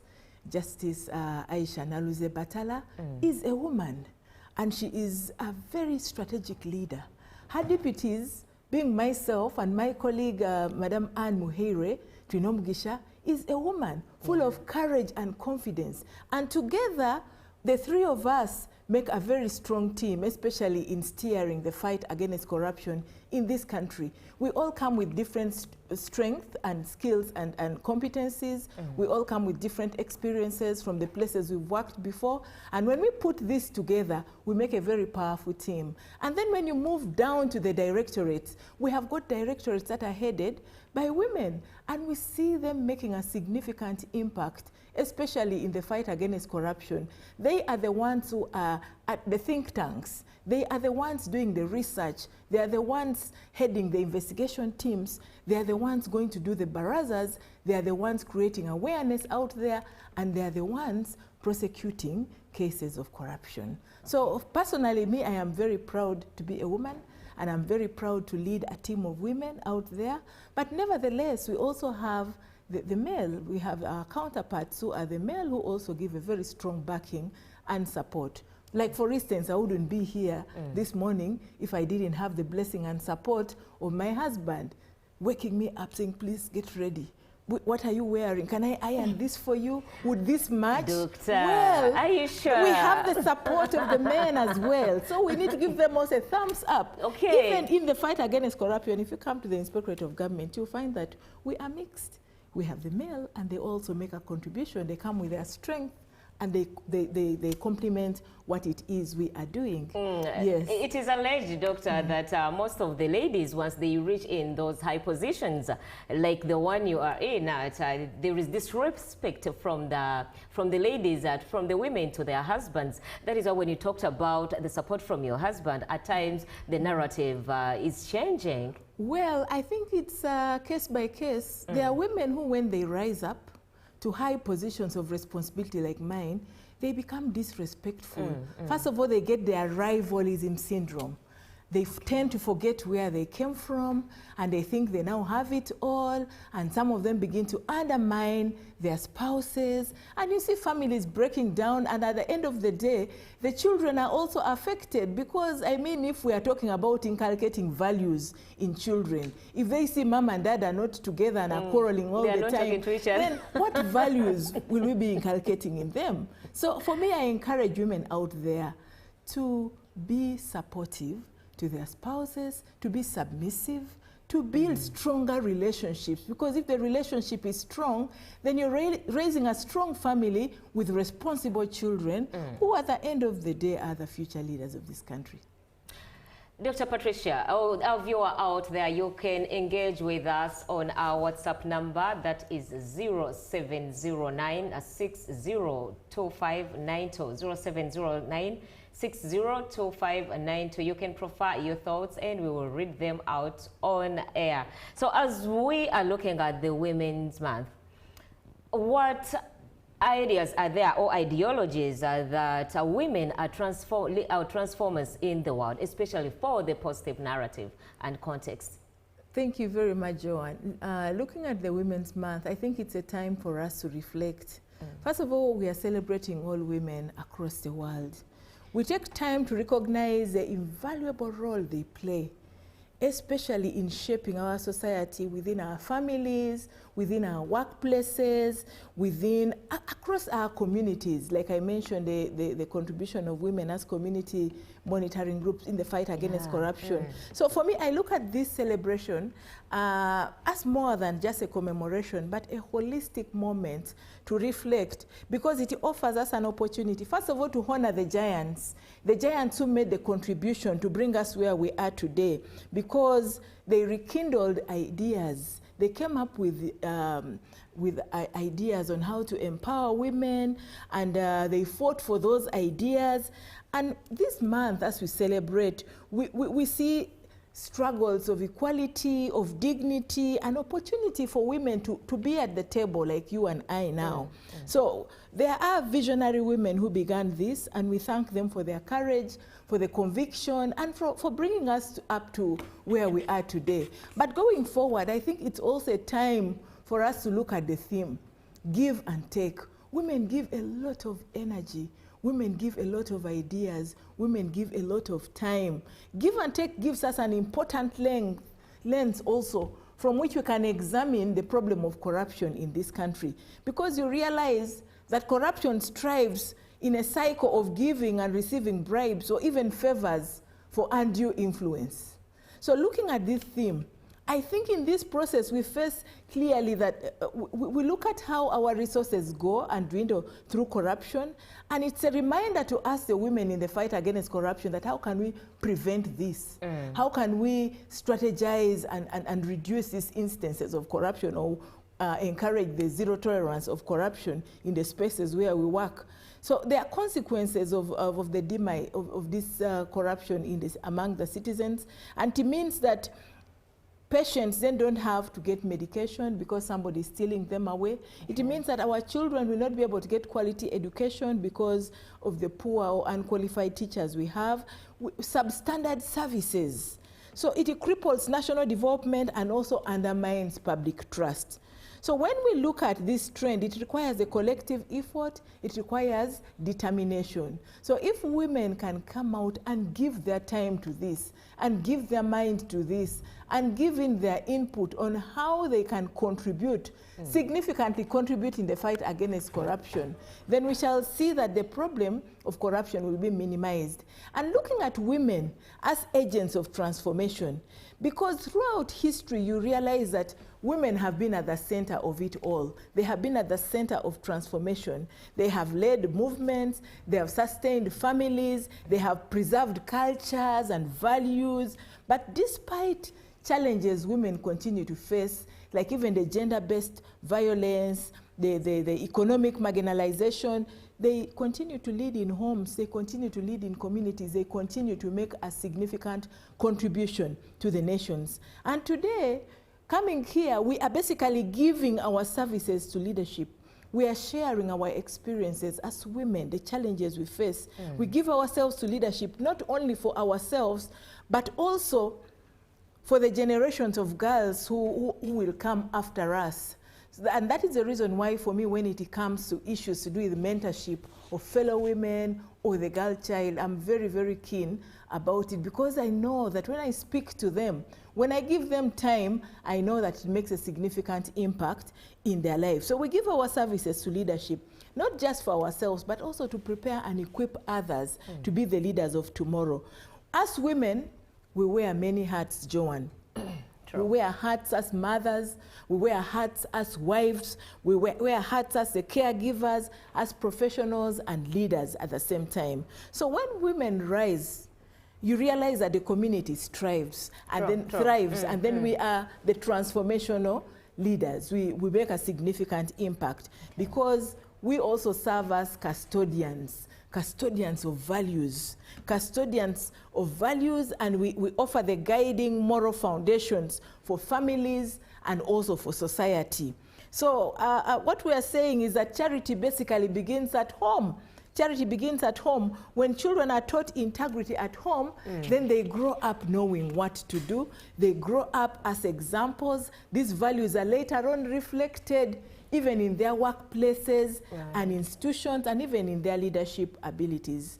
So maybe concluding on this, women basically have a very, very significant role. We have a unique role, especially in shaping the next generation by instilling these principles of integrity, of honesty, of fairness, of kindness, even the fear of God.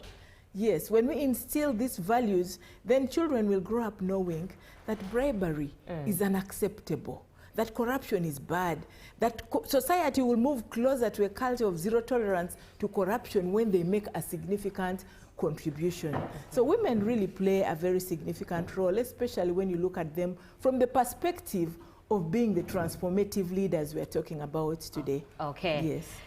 Comments are coming in. Good morning. I think women should really drive this and let them not out their husbands for more than they earn, so that they are not forced to take bribes. This is Edison Entebbe. Speaking of values, I remember it was November 2025.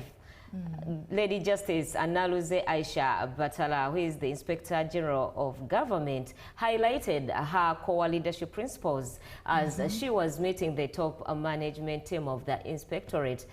What principles do you think a woman out there, an ordinary Ugandan who is viewing us on the show, is supposed to incorporate in her daily life so as to achieve even greater highs?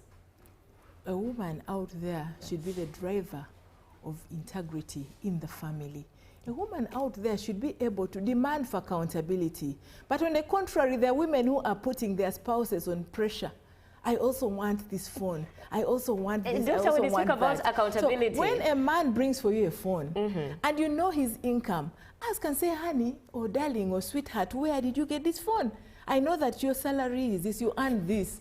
That is the accountability we're talking about. When you see something unusual, is it even possible? How dare you ask me for that? Do you want the phone or you want where it came from?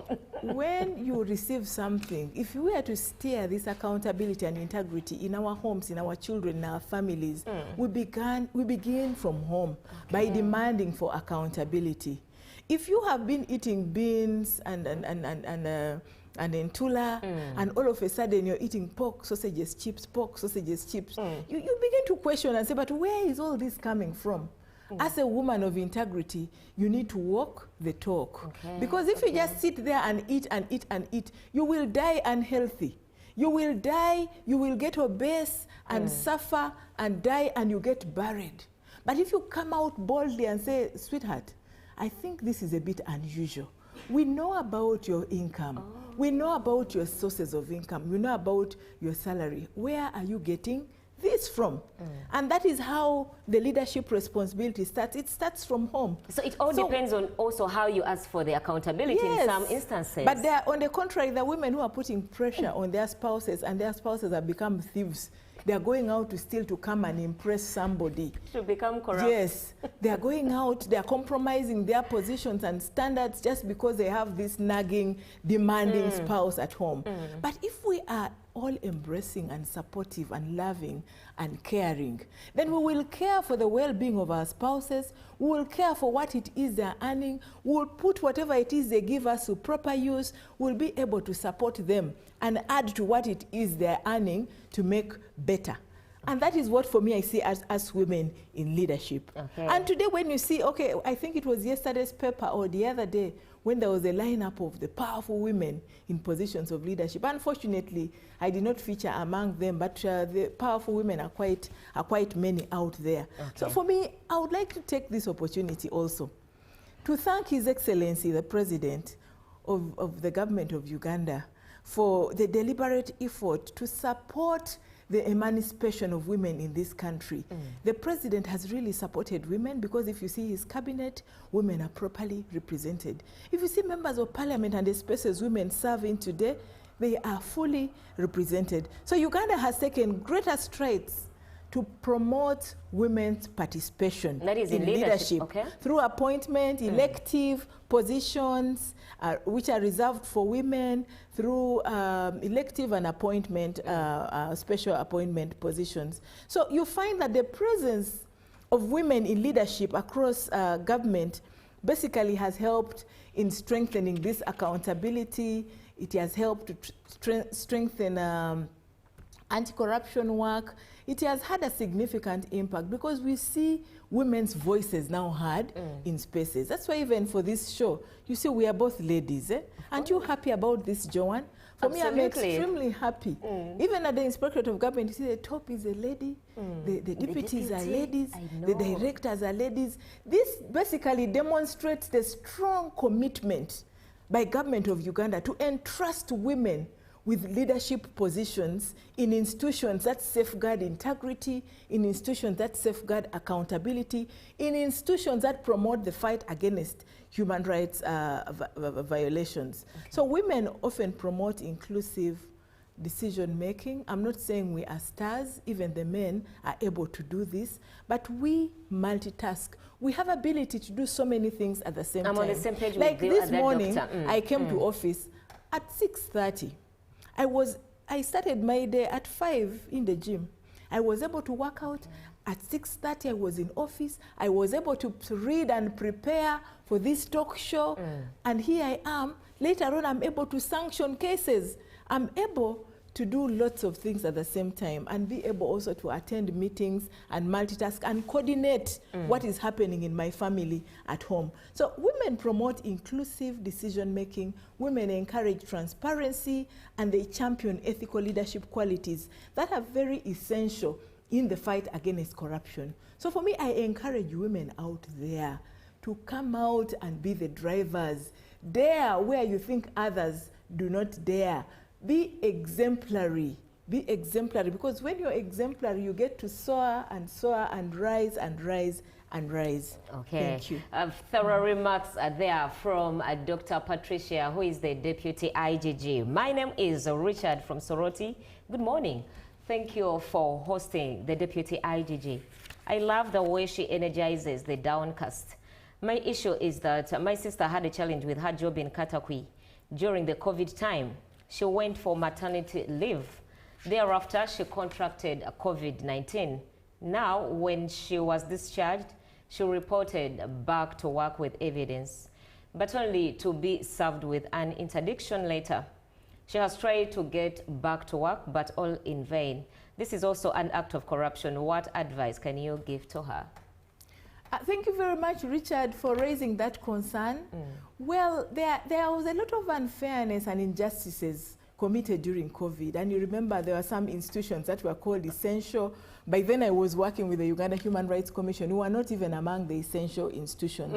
And yet lots of human rights violations were taking place. So I did write a letter, and later on OPM recognized the Uganda Human Rights Commission as one of those essential. But it was basically for this kind of complaints, the human rights violations that were happening during that time of COVID. And this being one of them, I encourage Richard to bring this complaint across with the necessary documents. We'll be able to intervene. I hope at the end of the day we will share contacts, so you can take it to our Soroti Inspectorate of Government office, and then it will reach me or reach the Inspector General of Government, and we'll definitely swing into action, and that issue will be addressed. Thank you very much for raising it. Doctor, with all said and done, the role of women, there must be challenges these women face in the fight against corruption. What are these challenges, and what are the possible solutions? Well, women go through a lot. Much as we are dynamic and we multitask and do lots of things. First of all, at the Inspectorate of Government, we believe that the fight against corruption is everybody's responsibility. And to advance this mission, we have done the awareness campaigns. We have involved women. Women have helped to mobilize. Women have helped to encourage people to demand for accountability. And the fight against corruption is not the fight for the institution alone. It's a fight that is all-inclusive, and everybody must be part of it. But in that fight, there are also challenges, just like the general challenges women face out there. Because despite the progress that has been made, significant challenges still remain. For instance, in West Nile region, you realize that the girl children are still facing challenges.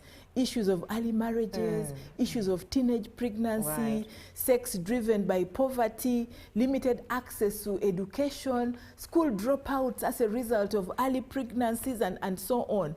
So all these people could have become, for instance, lawyers or doctors or engineers, teachers, or even leaders seated in this room. But because of these challenges, they are not able. Even in the fight against corruption, women really face lots of challenges. For instance, you may come as a whistleblower, and later on you get victimized. You get victimized when it is discovered that you have reported an impropriety to an institution. Like the example you have given, someone has genuinely been sick and has had COVID, and is reporting back to work after treatment with all the evidence. And then at the end of the day, the person is laid off or dismissed from work or interdicted. All those are challenges women face. Then when it comes to safe environment, for instance, you have just given birth and you have this baby and you've got to go back to work. Is there a nursing room in the institution? So there is lack of those facilities.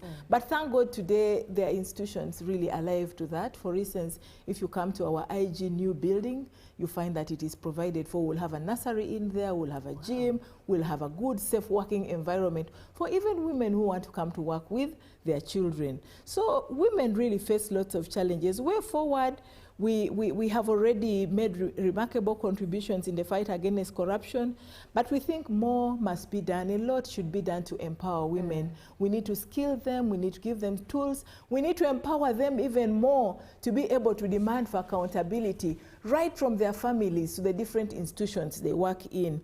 We need to provide platforms for women to actively participate in governance, to actively participate in oversight processes, to actively come out and make their voices heard on advancing issues with the right of women. We need to give them those platforms. And then we also need to increase the participation of women in leadership positions, because we are not yet 50-50. Okay. We are represented in institutions, we are here, we are there, but we are not yet there. So we need to get there. We need to strengthen efforts to fight against gender-based violence, because surely, Joe and me, if I was a victim of gender-based violence, I don't think I would be coming here with a swollen nose or swollen face. We need to really, really strengthen the effort to combat. There are women out there who are suffering. There are women out there who are bruised. There are women out there who are beaten and battered. There are women out there whose rights are being trampled on. So as key fighters in fighting against corruption, we need to deal with some of those issues which basically affect women's participation.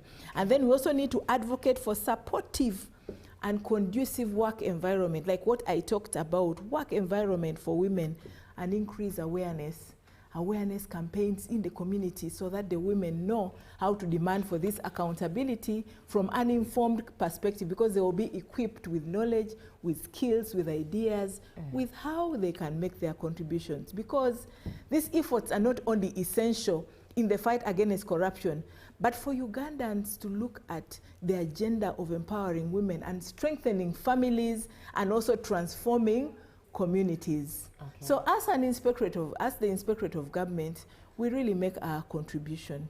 We remain steadfast in fulfilling our mandate to fight corruption, to investigating the wrongdoing, and also prosecuting the offenses. But in doing so, our commitment remains in promoting transparency, accountability, and anti-corruption across sectors of public service.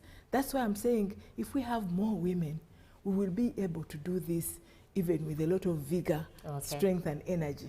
Okay, Doctor, how about in the fight against corruption, women who in the line of duty who are facing intimidation and threats? Can you briefly speak into that? Well, there are women facing intimidation and threats. We are encouraging them to be courageous. Because if you fear, you end up dying in your own movie. But if you come out with courage and you're ready to speak about this, then you can get assisted. Can they come out and report these cases? Because for us, we are promoting transparency and accountability. You have to be, accountability begins with me.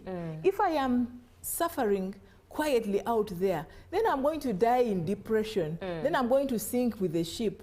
But if I can come out and talk about it, then I'll save the whole ship from sinking, and I'll be able to save myself, because I know that together we can build Uganda where dignity prevails, where public resources truly serve the people, where opportunities are determined on merit rather than corruption, where women are encouraged to come out and speak with confidence and report cases of corruption to the IG. Good morning, UBC. Good morning, Dr. Okiria. Today in Obongi District, we are celebrating our International Women's Day. I thank Dr. Patricia Okiria for being one of the greatest exemplary women in Uganda. I thank you, Dr. Patricia, for coming to Obongi in 2023. Since you came, you caused a big impact in the fight against corruption. You deserve being IGG Uganda. Those are your flowers. Your closing remarks, well, Dr.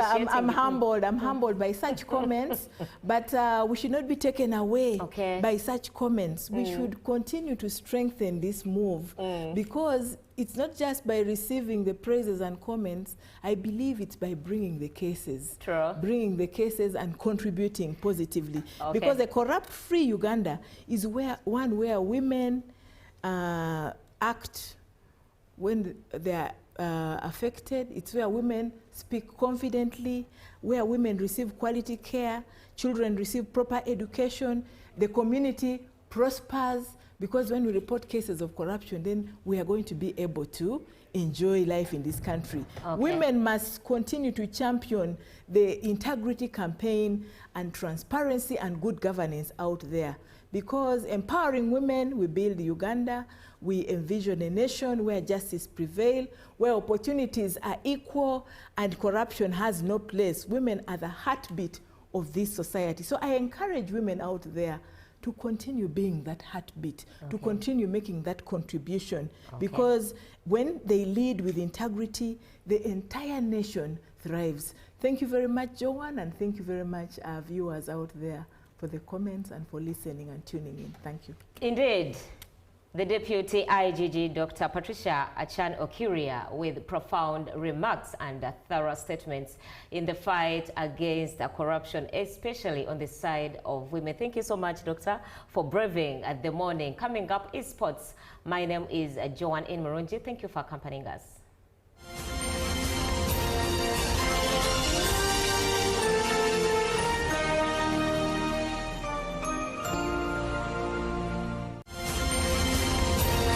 Live from UBC Studios in Kampala, this is Good Morning Uganda. Exercise can't be sustained. Eating can't be stopped. It's even harder to lose weight. Come and give it a try. Genshikang L-carnitine, chromium